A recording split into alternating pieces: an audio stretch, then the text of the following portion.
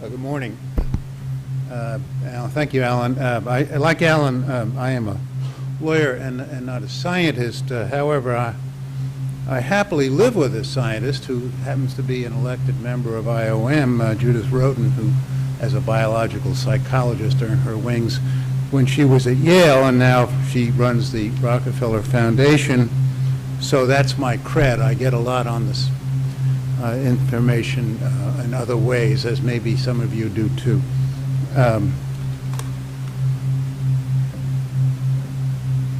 Now you're going to have a little promotional material from us, where this administrative conference is, whoops,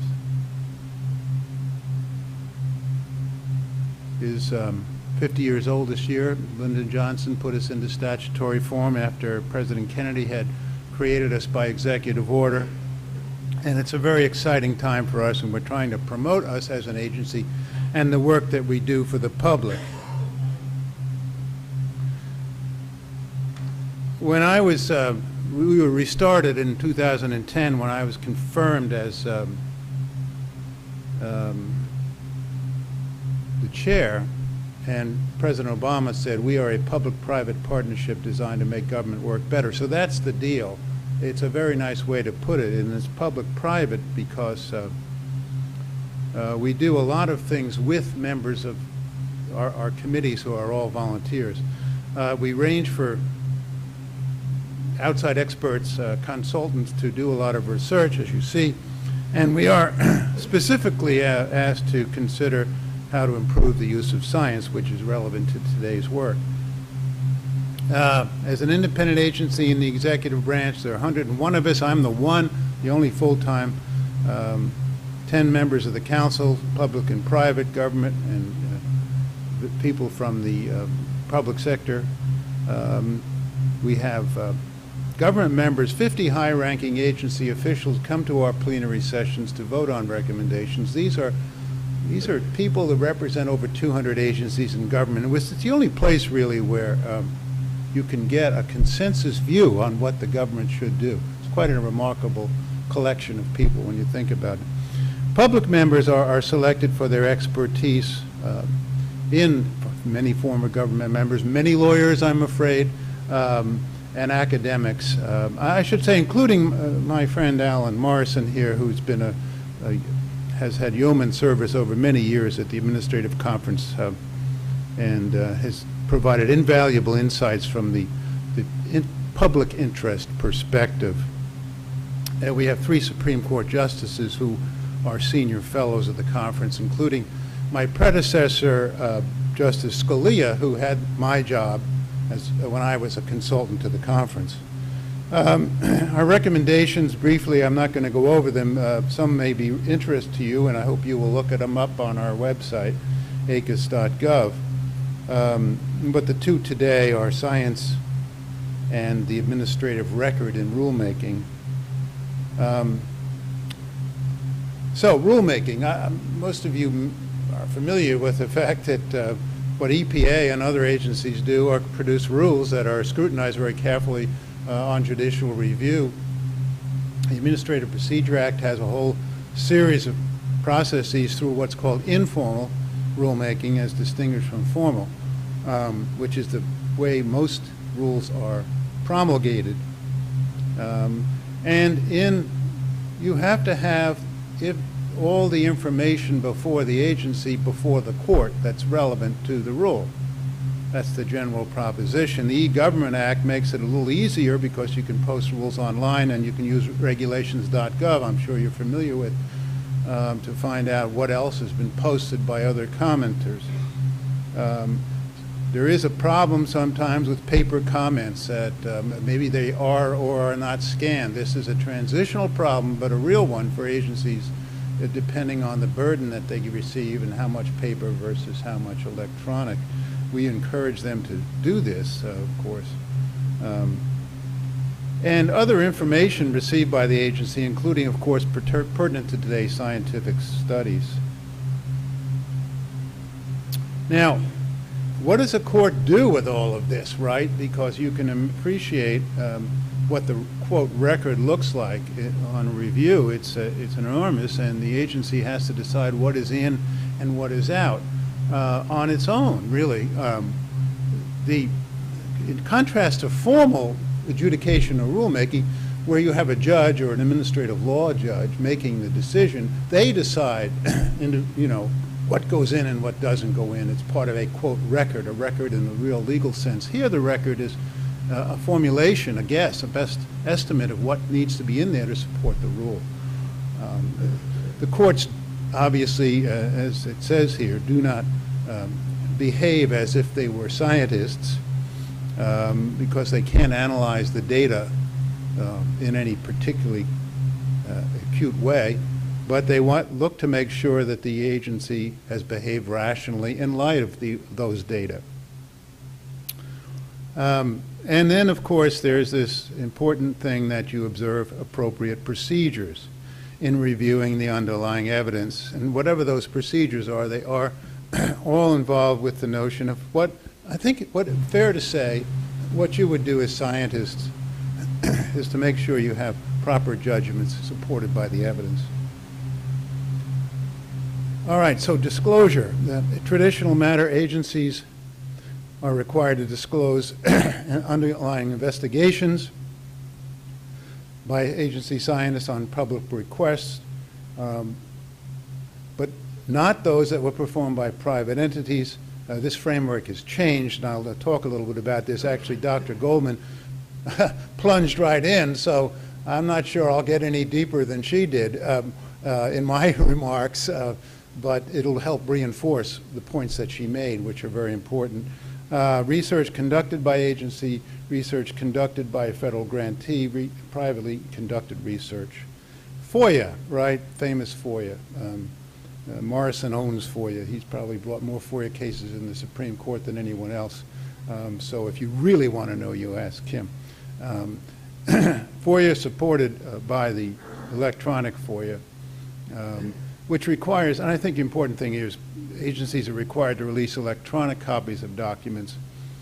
And then if they've been previously requested, and this is an important point, electronic FOIA is very helpful because agency must initiate proactively. If they've had requests, they just post it rather than wait for the next requester to come by. And that makes the record, the available transparency and very much broader than it was. Our recommendation on rulemaking, this is a point that is never going to be fully solved, and I hope you'll appreciate it. It's a famous lawyer's problem of what does the word consider mean, or frequently what does any word mean that lawyers focus on. If the rulemaking record, which is, after all, made by the agency, right, as I said, it's not made by a judge or somebody else imposing a record. It's what has to take things that are considered by the agency. So did you look at it and put it aside? Maybe not. Did you actually look at it, reject it, thought about it as a way forward? Then it is in. It doesn't mean considered, does not mean relied upon. That's all I will offer you. It's more than that, right? It's something more than that. Rulemaking docket includes all of these things, which you have access to by virtue of regulations.gov. Science. A number of things we should do. This is all part of our recommendation in the science project. Agencies should identify relevant policy issues and how science fact-finding will inform them. They should explain how they reach the decision, identify uncertainties and alternative courses of action. They should disclose all studies and data they considered, quote, considered, again, that word appears now in both, because this is assuming not necessarily judicial review, but just general practices, how you should behave. We don't anticipate that everything an agency does is subject to judicial review. Agencies should disclose limitations on the data they are relying on, et cetera. All good practices I'm sure you're familiar with. And here's the one that was important, I think. It should provide attribution for personnel participating in internal scientific studies. This means that civil servants and others who work in the government should be noted who they are. promoting quality research. This is the Data Quality Act. Dr. Goldman went into detail here. This statute is designed to improve information, mostly in rulemaking. Doesn't apply to adjudication. Like, for example, EPA permitting would be a good, that's an example of adjudication versus rules, okay, just so you have that.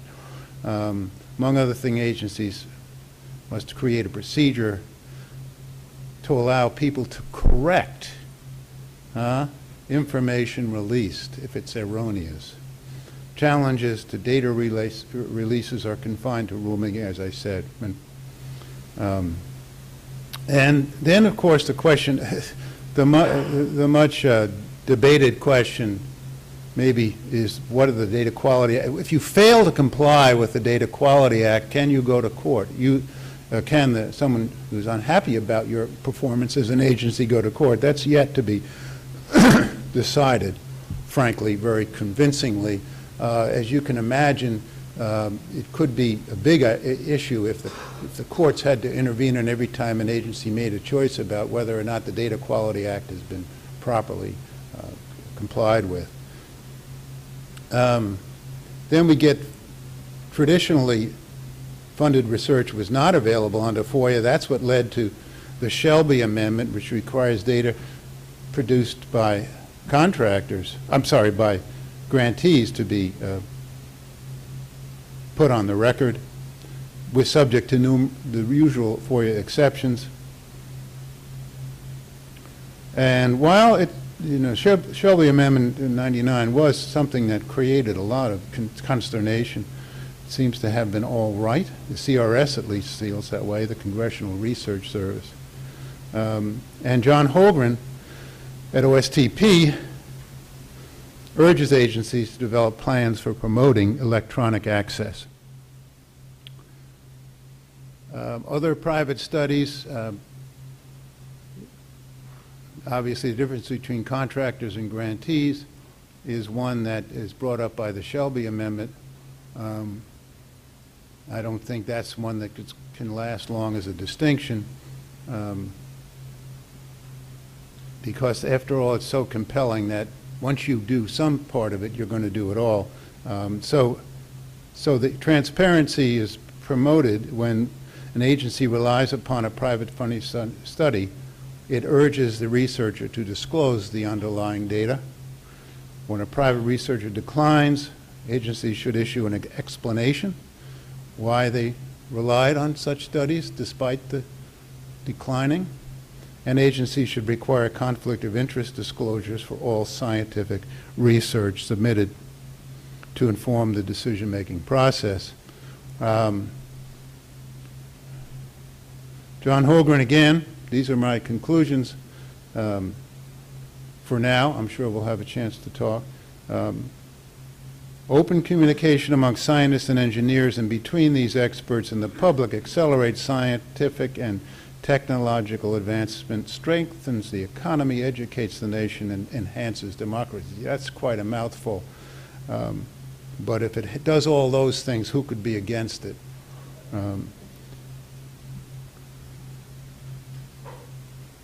The context does matter. FOIA, the DQA, agencies have a high degree of discretion as to what they will include in the public rulemaking doctrine. This is the point I made earlier. Records are created by the agency. A smart administrator makes sure there's enough support in there. Doesn't mean everything that was there is in. Research funded by federal grant is also subject to FOIA and the Shelby Amendment, and agencies should strive to make underlying data public, even absent a specific request. ACUS recommendations urge agencies to disclose relevant scientific research and data to the greatest extent practicable, regardless of the source of information. And I just want to, since this is the last part of our recommendation, I want to let you know that when we did this recommendation, we went to the scientific community. We had a National Academy of Sciences program in connection with it. we, you know, really vetted our principles with you, the members of that community, so that we weren't just lawyers sort of talking in the vacuum about what's a good thing to do, but we were hopefully engaged. We had Wendy Wagner, a very fine consultant from the University of Texas, do deep research in these areas for us. She's highly experienced in the EPA setting in particular. So that we do think our recommendations are credible because they get into the actual workings that agencies and scientists in this case face when they have to make hard decisions. Thank you.